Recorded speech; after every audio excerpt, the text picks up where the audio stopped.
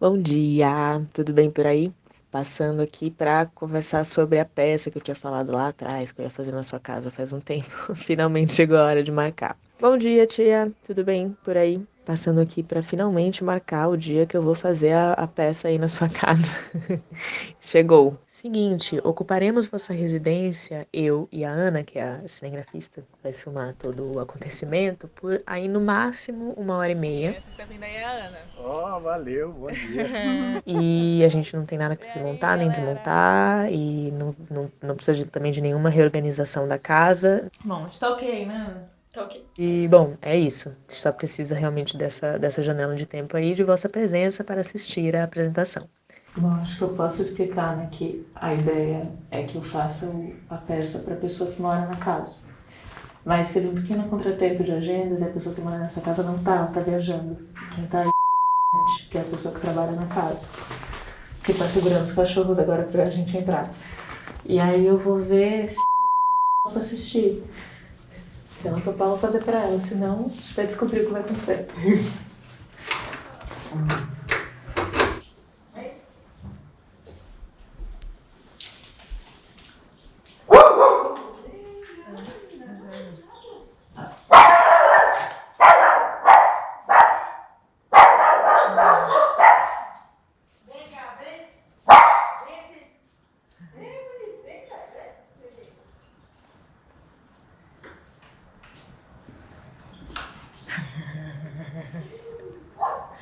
Bom, eu acho que vai ser eu e a casa, então.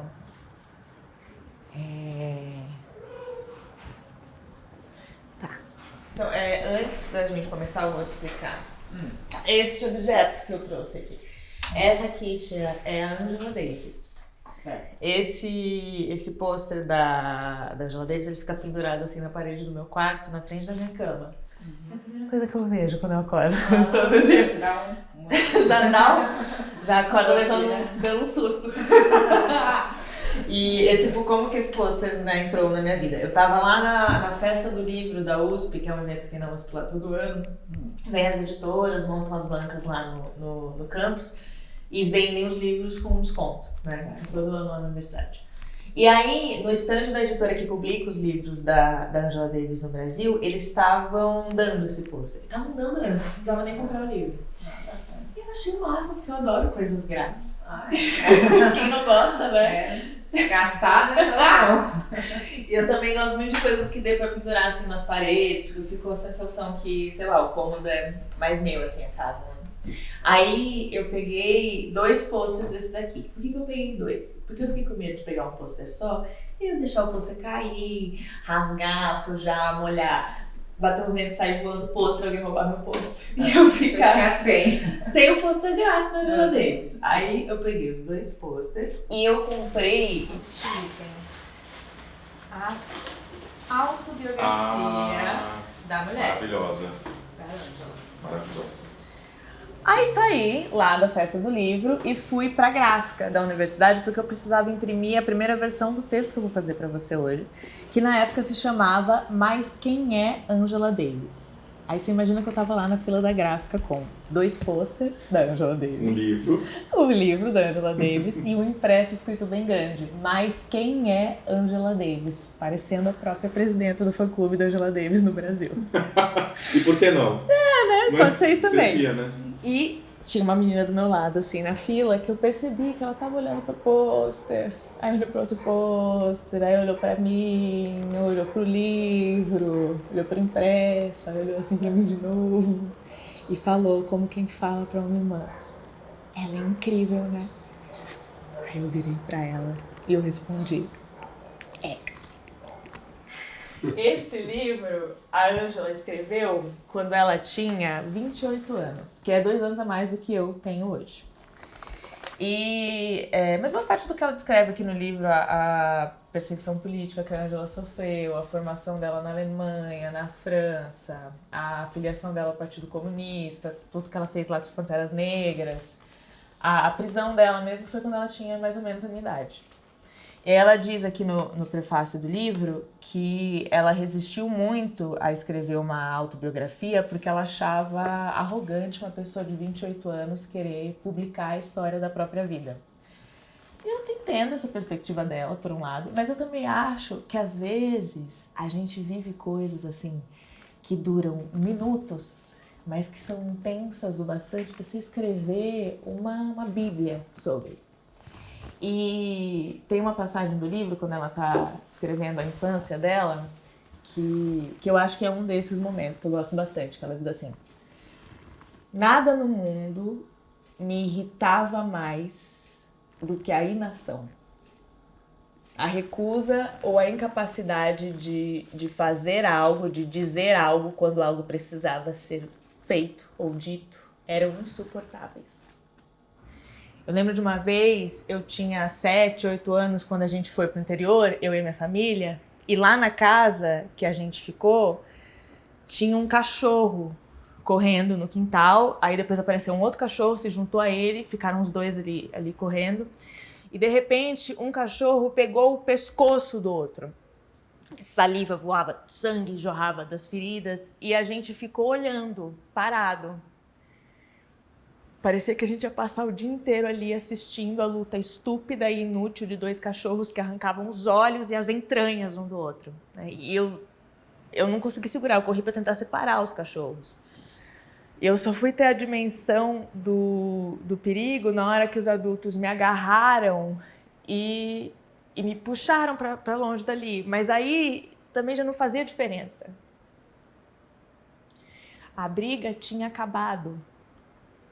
Existem as aquisições da experiência que se arquivam assim em fichas, folhas fininhas, uma ao lado da outra, nas pastas da lembrança.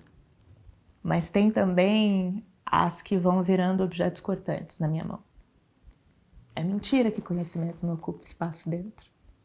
Eu descobri fatos que me obrigaram a tirar 1 ano de convivência pela janela. Li um artigo que para se instalar, precisou cortar fora a língua de um conhecido. Senão não cabia. Hoje eu olho para todo mundo que é querido, já imaginando qual parte de cada um vai ser mutilada primeiro. A coisa tomou assim uma velocidade vertiginosa. Cada curva eu preciso me desfazer de alguém. A minha estratégia é escolher primeiro aquilo que não é vital, para que não morram assim, de cara, né? Eu tenho a esperança de conseguir manter alguns membros em formol, um órgão ali conectado a aparelhos, coisas que ocupem pouco espaço e trabalhem em silêncio. Mas, às vezes, a decapitação é necessária de imediato. E eu tô tentando me acostumar a esse pragmatismo. Sim, é claro que tem gente pior no mundo, né? Tem gente que nem me receberia com um cafezinho, numa poltrona gostosa, que nem aquela onde a polícia me encontrou na manhã seguinte. A sala já começava a cheirar mal quando eles arrombaram a porta. E mesmo que o sangue não deixasse espaço para dúvida, os homens olhavam para mim como se eu precisasse explicar o que tinha se passado. Esses senhores sempre querem que gente como eu, que gente como nós, explique as coisas. Eu sentei em salas como aquela muitas vezes para contar a história. A mesma história, porque eles nunca lembram. Eles tentam reter, eles amarram fitinhas coloridas nos acontecimentos, eles usam caneta marca-texto, eles apertam os olhos assim, como se pressionando as palavras juntas, na esperança delas grudarem. Mas as coisas escorregam porque eles são todos muito lisos. Falta ranhura onde os detalhes possam se agarrar. Eu sentei em salas como aquela muitas vezes para contar a história, a mesma história, porque vocês nunca lembram. Vocês apertam os olhos assim, como se pressionando as palavras juntas, na esperança delas grudarem. Mas as coisas escorregam porque vocês são todos muito lisos. É claro que tem gente pior, né? Tem gente que olharia para este corpo e me desveria. Antes mesmo assim de eu ter a chance de me apresentar, eu já teria sido esquecida. Tem quem nem se dedicaria a aparentar interesse. E tentar eles tentavam. Tentar eles tentavam, mas faltava fome neles. Assim, tem gente pior, então soa ingrato o meu despacho. Eu entendo, mas defina a violência. A forma como a gente esquece de si e vai sendo preenchida por objetos que não são nossos e vai se mesclando a mobília até não distinguir mais a si mesma. Isso tudo é erosão. Quem me ama vai me roendo devagar. A minha história eu conto sempre do começo para as mesmas pessoas. Eu estava atrasada e as minhas mãos precisaram transpor a pele deles para colocar entre seus órgãos algo que fosse urgência, algo que fosse fome. Defina a violência. Ela não pode se tratar só das fraturas e dos hematomas, porque essas coisas são desfechos. Você ficar presa a elas empobrece as nossas histórias. Eu penso que a violência, é quem esteve sentada ao meu lado todas as vezes que eu contei a história. E é a única que se lembra de cada uma das versões cada vez mais pobres. A minha história eu conto sempre do começo para as mesmas pessoas. Eu nunca consigo chegar nos trechos interessantes. Por que não? Porque não dá tempo. A minha história, eles guardam com carinho, em bolsos furados, para que ela se perca dali a poucos passos. A minha história, tia, eles envolvem nas melhores intenções. Mas ainda assim, a narrativa esfarela e amanhã eu preciso começar do começo. Eu nunca consigo chegar nos trechos sobre família, dinheiro e morte, que é onde a coisa fica interessante para mim. Porque eu não posso começar com tanta selvageria. Então a minha história, ela parece uma orelha de livro. Ela é curiosa. A minha história ocupa a distância entre os meus dentes e os objetos que eu já desejei. Ela é longa. Mas ela precisa caber numa orelha de livro, senão vocês não conseguem guardar no bolso. Ela precisa caber numa orelha de livro, senão eles não conseguem guardar no bolso. E eu não posso perder o interesse do público.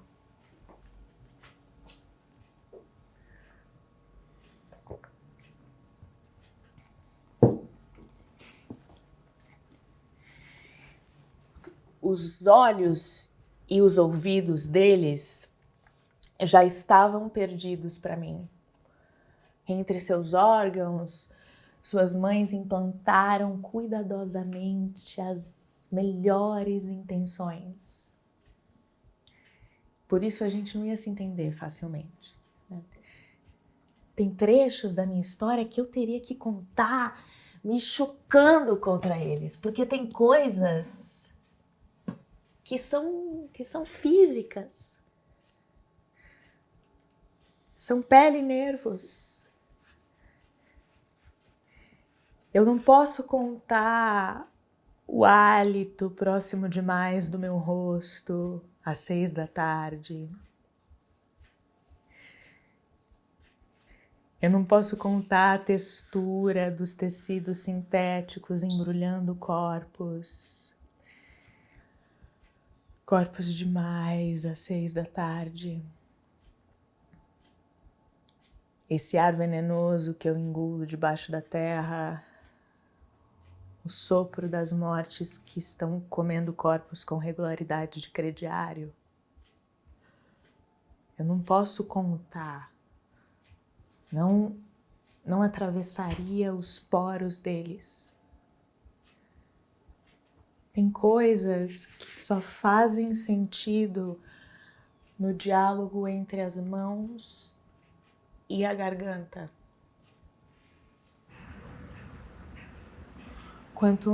Quanto mais o nosso ambiente mergulhava na violência, mais meus pais afirmavam que aquela batalha não estava inscrita na natureza das coisas. Pelo contrário, a minha mãe sempre disse que o amor era ordenado por Deus. O ódio de vocês contra nós não era natural nem eterno.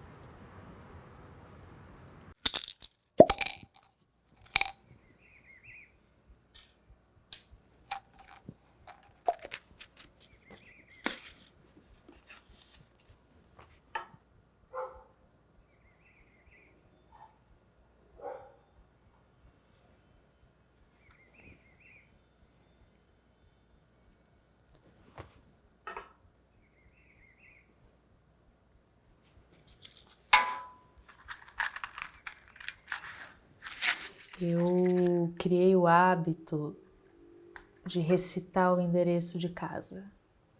E uma vez por dia é o bastante. É que uma coisa me passou pela cabeça, assim, enquanto eu desenroscava os intestinos deles. Eu tinha esquecido a cor do portão. Eu não posso deixar que outros cômodos ocupem o lugar dos meus na memória. Mesmo que eles sejam maiores e mais perto do centro. Eu estava olhando para uma lareira, por exemplo, quando a pergunta saltou assim de uma conversa ao lado, provocada por alguma menção ao nome dela. Mas quem é Angela Davis?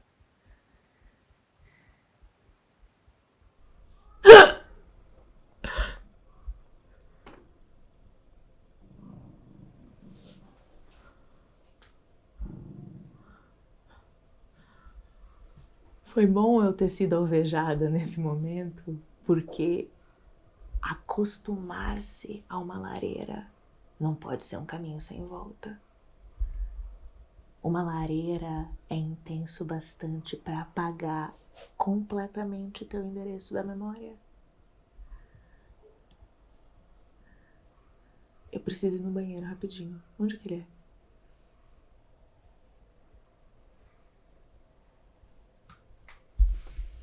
Aqui?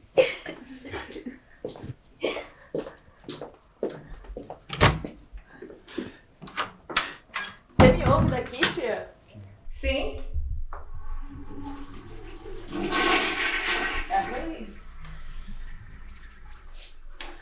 Olha, eu sei que essa história deixa as pessoas excitadas. Elas gostam de crimes passionais. É bacana. Ainda mais eu que adoro essas coisas. É isso. Mulher assassina grupo de amigos em festa. É assim, não que seja mentira. Porque mesmo quando eu chocava os crânios contra a parede, eram crânios de amigos. Ah, mas é legal. Mas amigos. amigo é uma palavra viciada. Eu sei bem que eles são cheios desse tipo de palavra.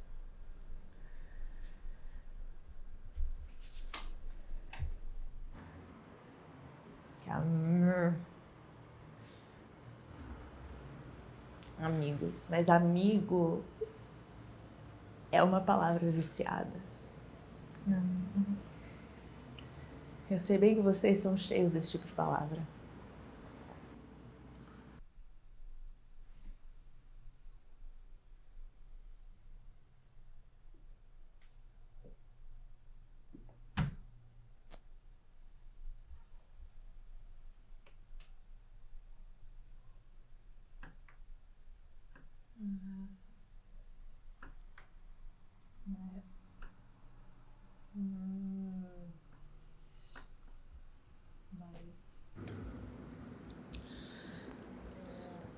Mas quem é essa?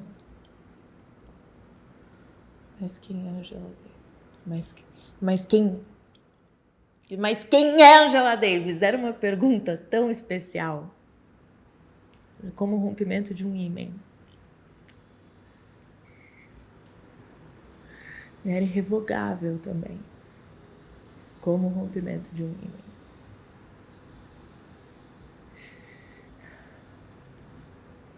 Eu ouvi dizer que o tímpano não se regenera nunca dos danos que a gente causa.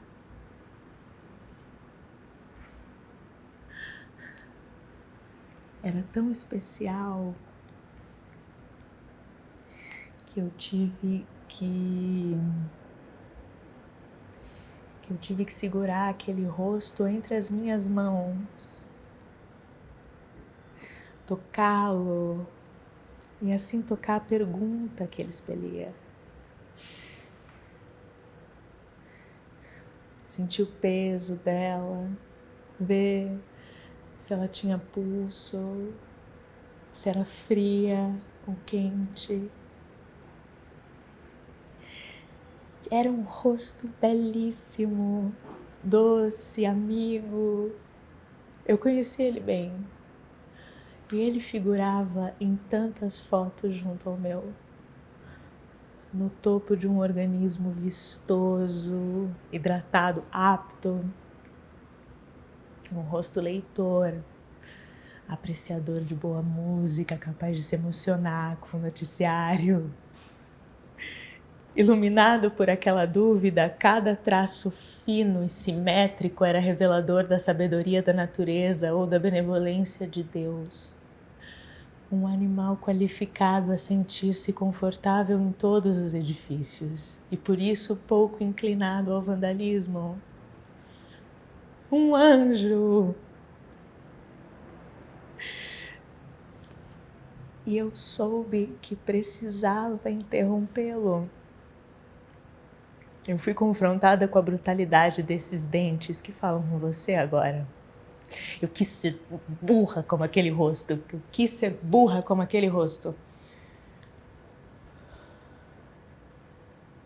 Imaginei a mim, leve e estúpida. Que delícia não ser urgente e ter essa maciez toda.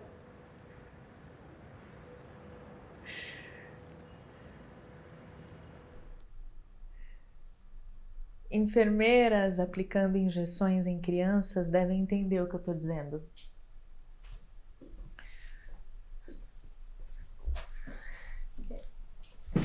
Empunhando a seringa, elas furam a veiazinha e não se abalam.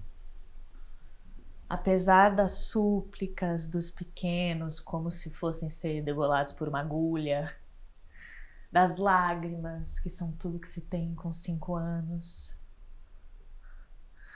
das adultas que têm o privilégio da emoção por serem as mães ali, as enfermeiras furam a veiazinha há anos e já não se abalam com nada disso. Eu podia ter respondido a pergunta, né? Eu já tinha feito isso antes. Eu não encarava um desconhecido, um inimigo, o rosto, a lareira, a pergunta, eles tinham um nome para mim, estavam atrelados a memórias, a presentes que eu guardava nos meus cômodos menores e mais afastados do centro. Eu podia ter respondido e jogado uma pá de irrelevância sobre a noite, mas eu intuí uma coisa. Eu intuí que não fazia diferença. Porque se respondida, a pergunta seria feita de novo, dali a alguns meses, quando se assistisse um documentário ou se lesse uma revista e a desconhecida aparecesse novamente em citação. Aí, mas quem é Angela Davis? Saltaria de novo no ar. Exatamente. Eu poderia ter respondido, mas eu fiquei muito cansada. Mas quem é Angela Davis? Era uma dúvida honesta que me devolveu a brutalidade dos meus dentes, esses que falam com você agora. Eu esqueço dos meus próprios calos também. Eu preciso cuidar dos meus calos, Carol, como eu cuido do meu endereço. Honesto é um adjetivo insuficiente. Mas a mágoa e a raiva, por si sós, não eram bastante. Era preciso uma luta organizada.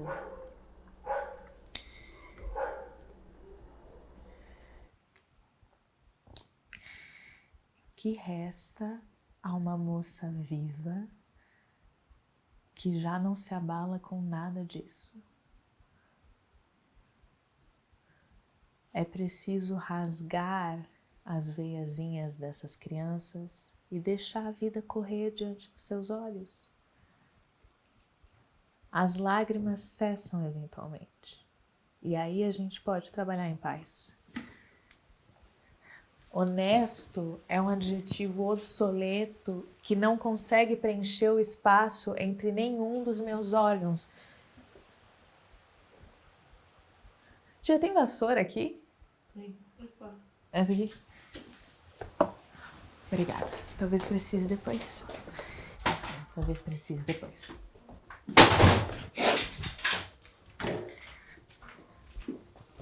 Eu podia ter respondido a pergunta, mas tinha azedado a minha vontade de jogar. Nada novo poderia ser produzido, nunca mais. Éramos o mesmo vídeo caseiro rodando no VHS agora. O mesmo vídeo. Tudo estava bem e pacificado entre nós, entre eles. Tudo estava bem e pacificado entre eles. Eu não conseguia evitar pensar na minha detenção. Eu estava ali com as paredes de azulejo reluzente e as grades de aço escuro. Paredes e grades, nada além disso. Eu queria ter um livro para ler, eu queria ter um pedaço de papel e um lápis que fosse. Eu lutei contra a tendência de individualizar a minha situação. As leis daqui, elas não dão conta do que eu realizei, mas se eu pudesse fazer o absurdo de escolher a acusação que vai me condenar, eu preferiria vândala à assassina, que eu creio que cubra melhor as motivações e os métodos. Desde o primeiro dia, eu protestei aos gritos contra ficar presa naquela ala. Não fazia sentido que eu estivesse ali. Eu não pertencia. Não pertencia àquele lugar, ou será? Ou será que eu tinha sido considerado um caso psiquiátrico?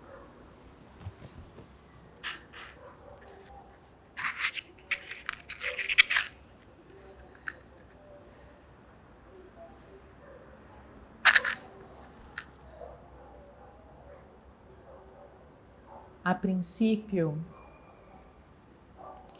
eu quis um incêndio com cara de Velho Testamento.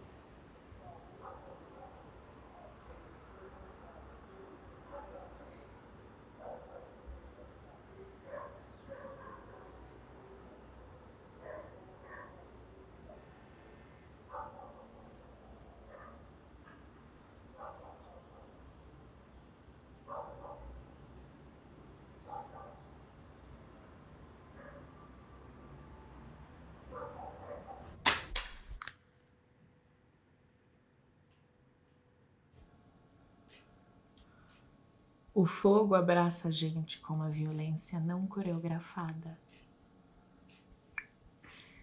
Mas cinzas não contam histórias. Pelo contrário, né? Elas tendem a deixar o terreno plano. E não me interessava que as coisas ficassem homogêneas. Era justamente sobre o formato específico de cada crânio que eu estava falando. Cada quina afiada do meu esqueleto. Né? Era de instrumentos para criar novos relevos que eu precisava. Recombinar seus membros, redirecionar o fluxo dos seus fluidos, interromper a sua continuidade, a sua perpetuidade.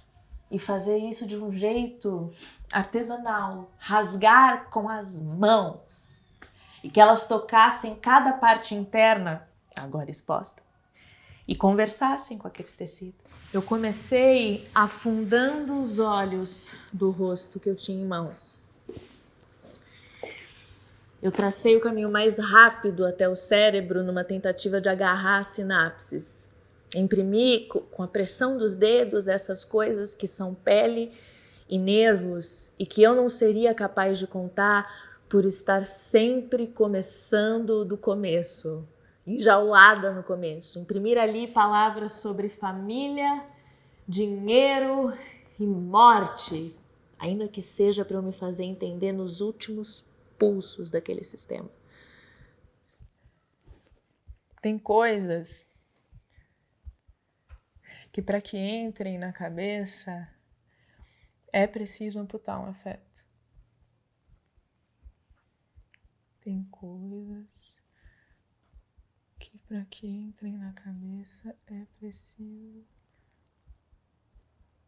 amputar um afeto. Era necessário abrir muito espaço dentro, porque a pergunta tinha produzido informação massiva. Eu não conseguia mais estar confusa depois da pergunta. Até ali, a minha história, ela dançava assim diante de mim. Talvez por ter sido exprimida tantas vezes em formatos pocket que coubessem na memória recente dos que eram meus.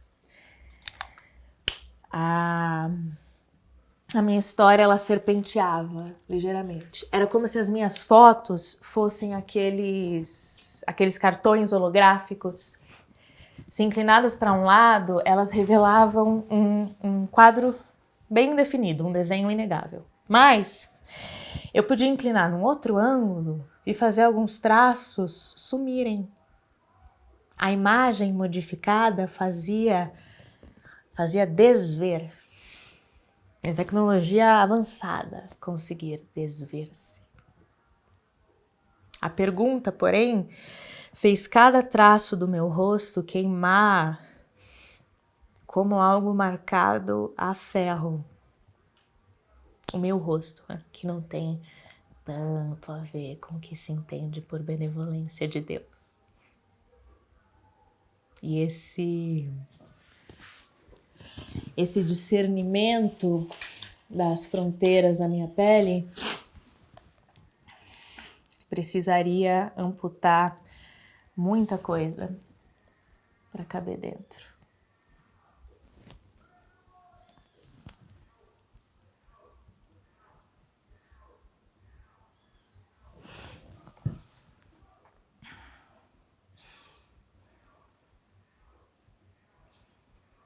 Já.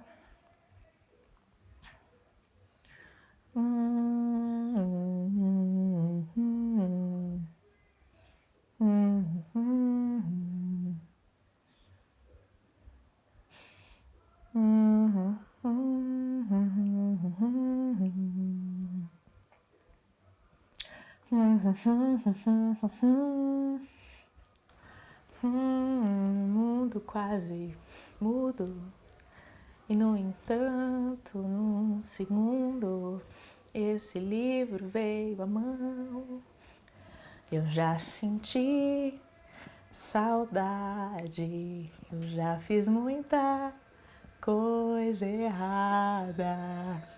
Eu já dormi na rua, eu já pedi ajuda.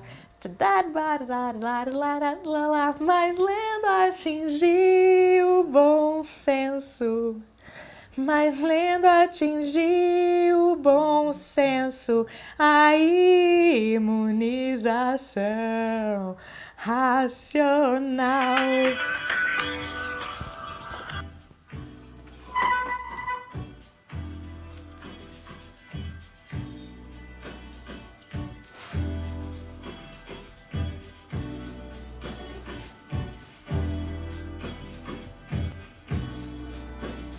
Eu já senti saudade, já fiz muita coisa errada.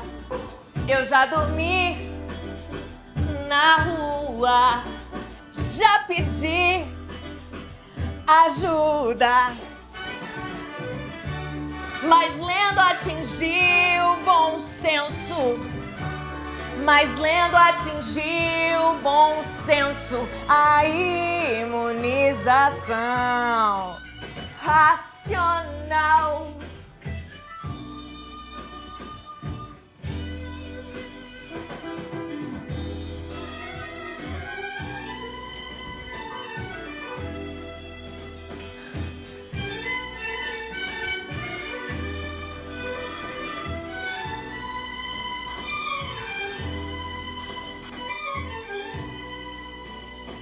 Já senti saudade, eu já fiz muita coisa errada.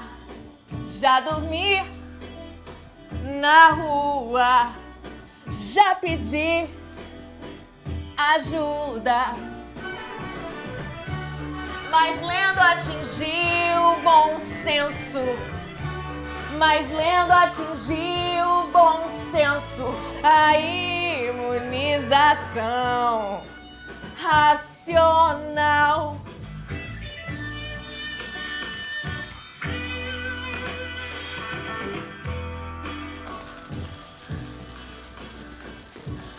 Não perca tempo. Leia o livro. Estariam as prisões obsoletas? De Angela Davis.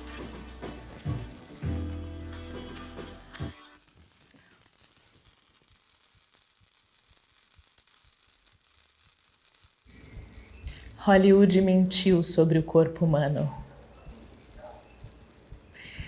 Ele não é assim tão fácil de destruir, principalmente quando as boas intenções estão encarnadas. Elas enrijecem a musculatura, como dizem que o medo enrijece a do gado nos matadouros. A determinação precisa ser renovada a todo momento para concluir um projeto dessa magnitude quando se é uma empreendedora individual, como eu fui. Eu tentei considerar a coisa como um parto. Algo de que você não pode desistir no meio, mesmo que a dificuldade seja esmagadora. Algo que precisa romper. Nada vai me salvar de ser narrada como um corpo ingrato. Mas você sabe que às vezes eles não marretam a nossa fronte. Às vezes eles vão envenenando o nosso chá ao longo dos meses, a conta-gotas. Às vezes eles fazem a gente contar a mesma história, sempre do começo, que é como a gente acaba mastigando a nossa própria língua. Enquanto eu crescia, era inevitável que eu tivesse uma atitude ambivalente em relação a vocês. Por um lado, tinha uma aversão instintiva que eu sentia contra as pessoas que me impediam de alcançar aquilo que eu desejava, né? As coisas mais importantes e as coisas mais triviais. Por outro, tinha uma certa inveja que eu sentia.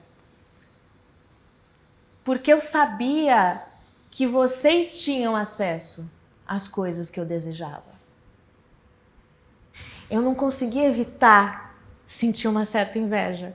Mas, mesmo assim, eu lembro que muito cedo eu decidi que nunca, e eu era categórica em relação a isso, jamais eu desejaria ser uma de vocês. Mas mesmo assim, eu lembro que muito cedo eu decidi que nunca, e eu era categórica em relação a isso, jamais eu desejaria ser uma deles. Mas mesmo essa promessa que eu fiz para mim mesma, ela não era o bastante para impedir que a minha cabeça se enchesse de ansiedades toda vez que o meu desejo entrava em conflito com algum obstáculo, algum impedimento que eles colocavam no caminho.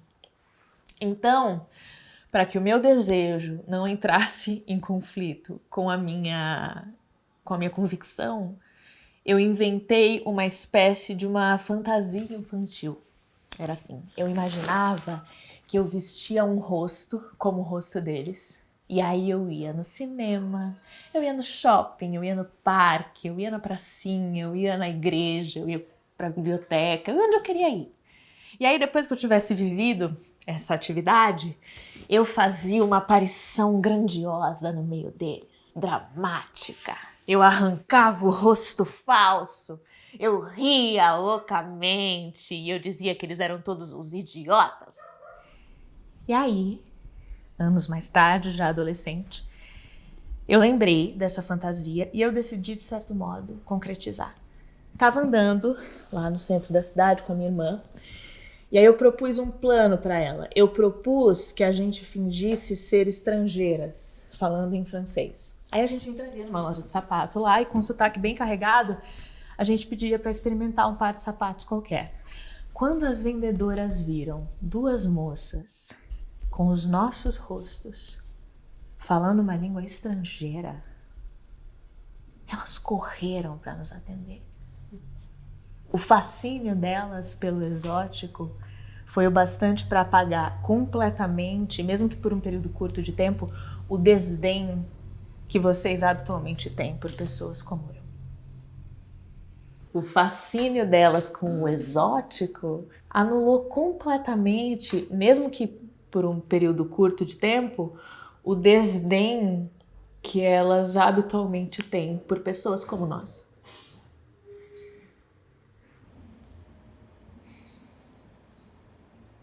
Ligamentos e ossos.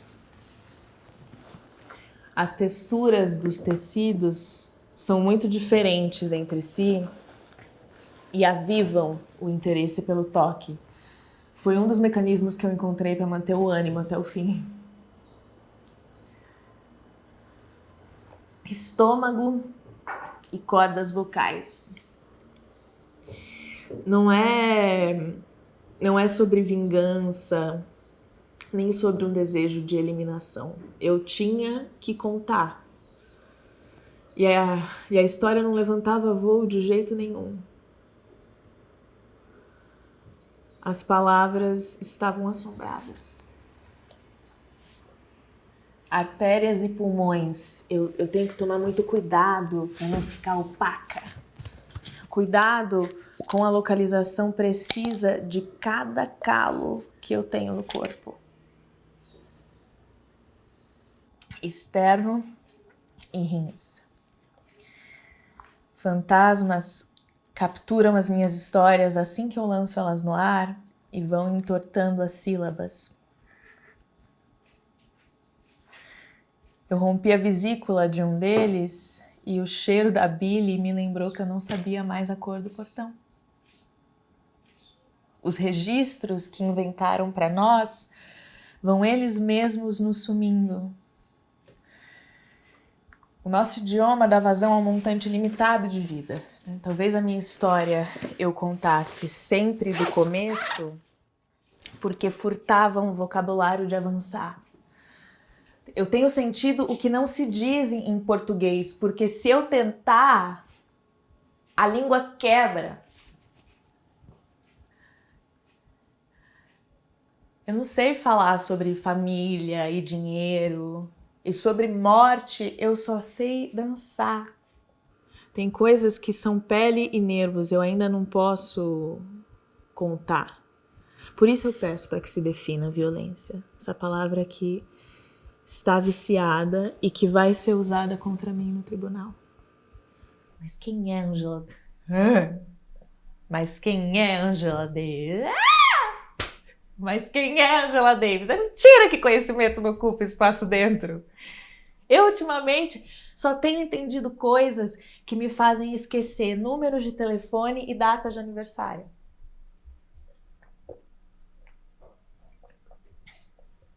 Eu achei uma foto do meu avô hoje. A única, né? Que foto já foi coisa a peso de ouro. E ela não é nem um pouco holográfica. Para um lado ou para o outro, os traços se recusam a dançar. Eu acho que ele não tinha essa tecnologia na época de desver.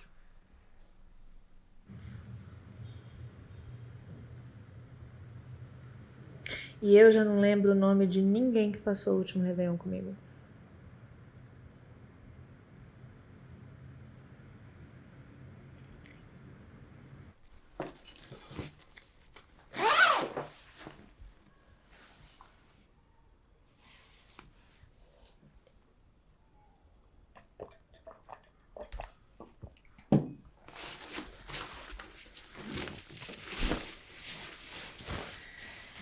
Vamos, Ana.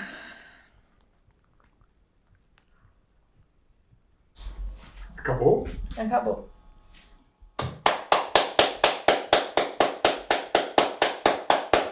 Parabéns. Obrigada, pai. Ai, nossa. Como você é foda. Obrigada. Obrigada.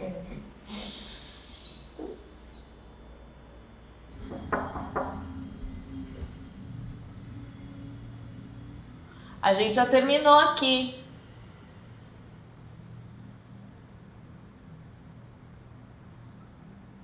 Você abre pra gente, tia?